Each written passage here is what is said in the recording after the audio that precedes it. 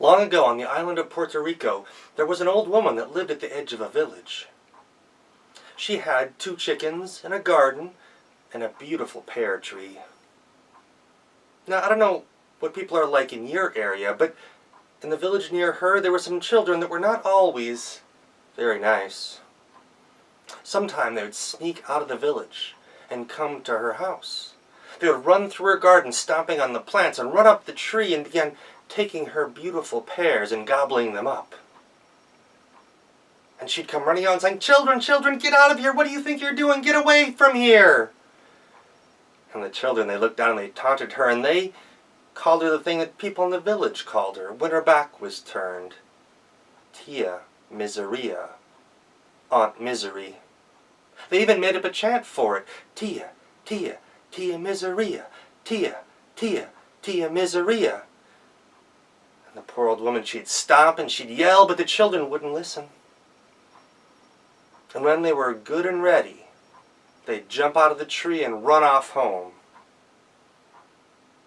Then poor Tia Miseria, she had to go replant her garden. She had to go look for her chickens that had been scared off into the bushes. And she had to think of a way to go talk to the parents of all those children in town. Well, one day, just before sundown, there was a knock at her door.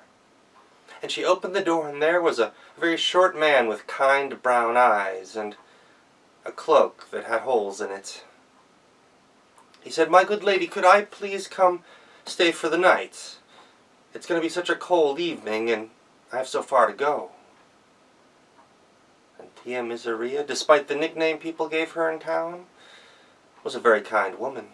She said, "Of course, come in, come in." She fed him a wonderful meal of beans and rice and codfish.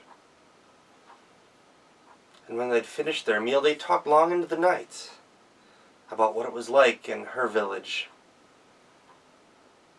The next morning, when the man woke up, he put on his cloak with the holes in it, put on a wide straw hat, and he said, "My good woman, you treated me kindly today. Let me give you a gift. You see, I am a magician. I can give you one magic spell that will do anything you want. But choose carefully. There's only one." And Tia Miseria thought for a while. She thought, "I could wish for silver.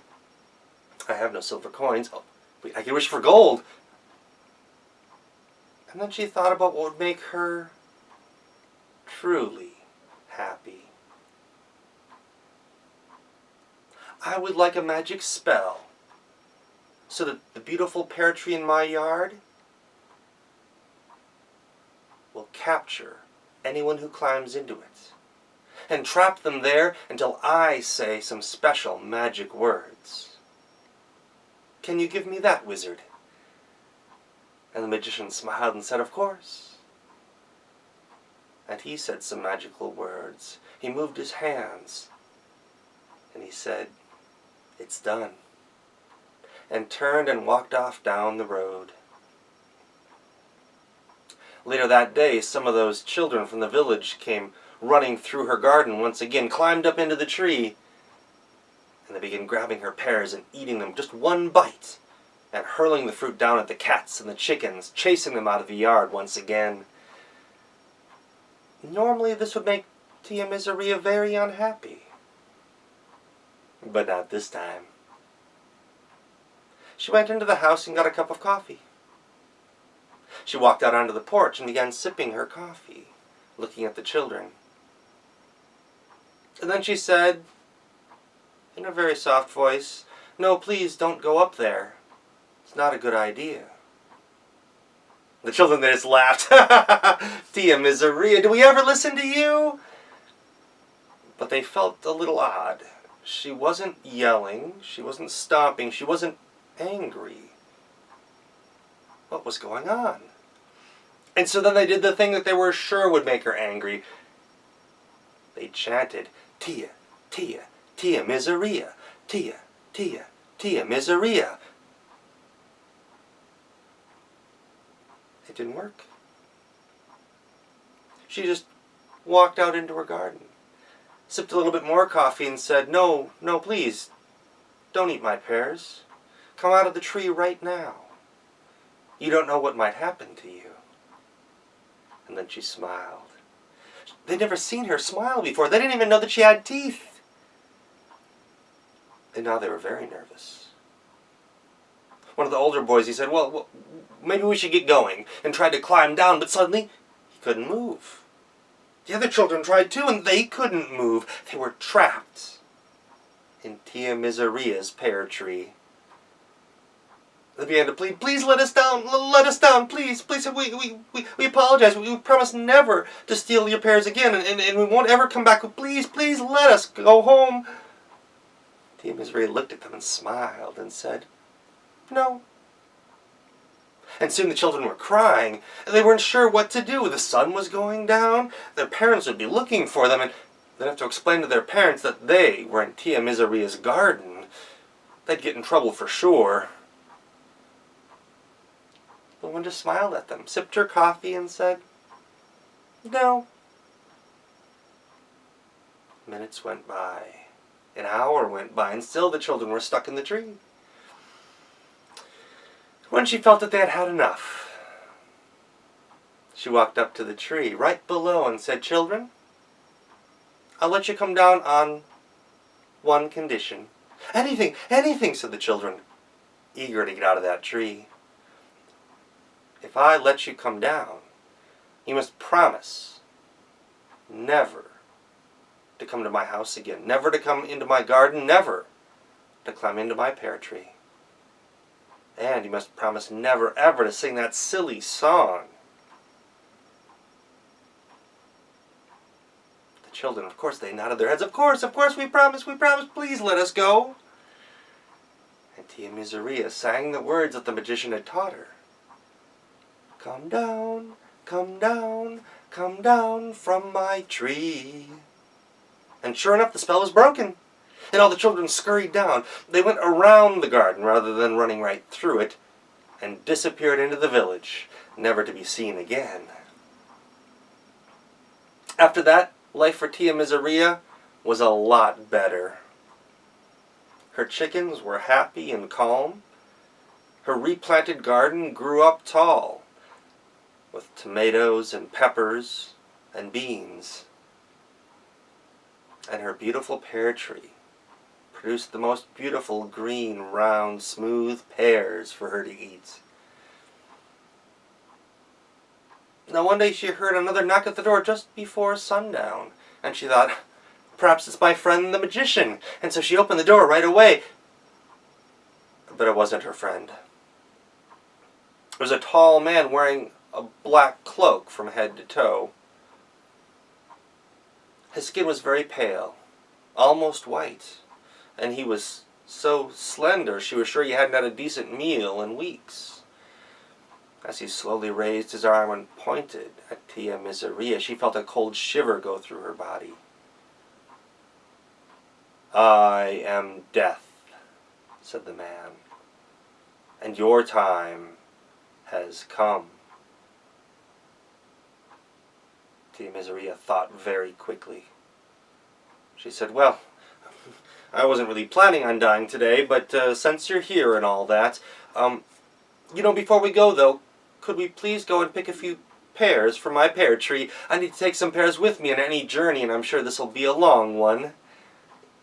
And Death looked at her and said, "No, we don't have time for that." "There's always time," said Tia Miseria. "And besides, you look like you could use a few ripe pears to fill your belly. Must be a lot of work, and you don't seem to be eating very much."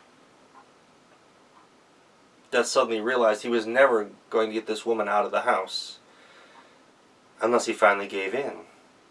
So he said, "Okay, go pick some pears." And Tia Miseria said, "Oh, me? I'm an old woman, I've got a sore back, there's no way I can pick those pears.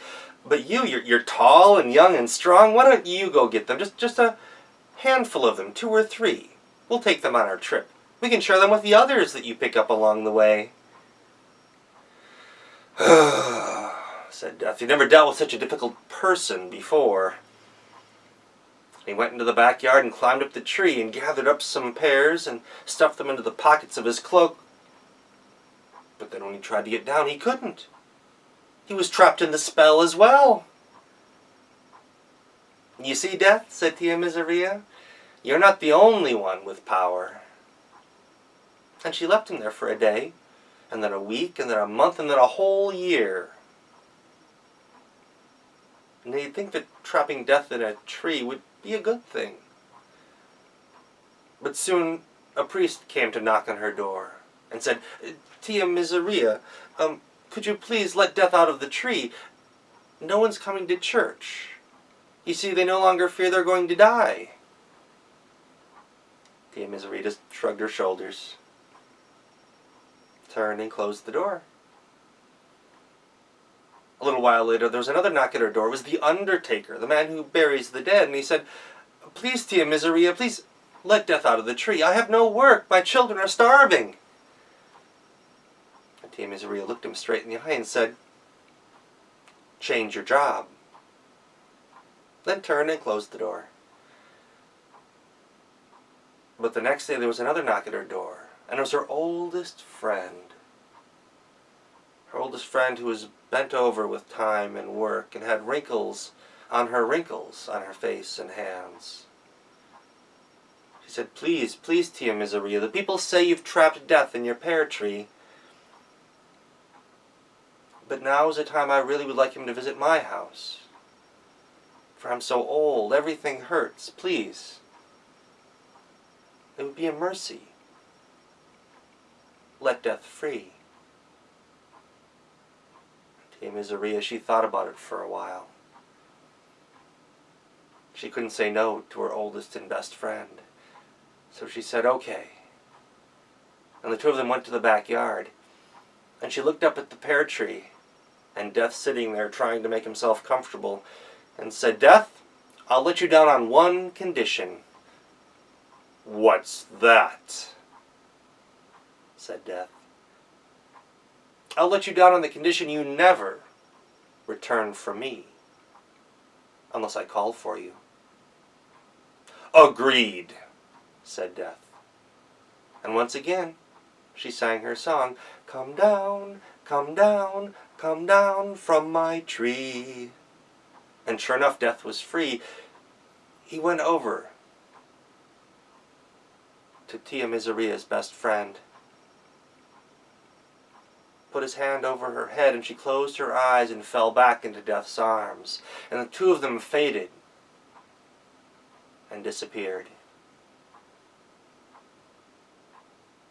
Now when people tell this story, they often say, because of Tia Miseria's trick, she never died. She still lives today, and that's why there's always misery in the world. But that's only for people who don't really know her true name. Remember, Tia Miseria, that was a nickname people gave her. And if you look carefully at the records of that village, you'll see that her name was Hope. And that's the end of the story.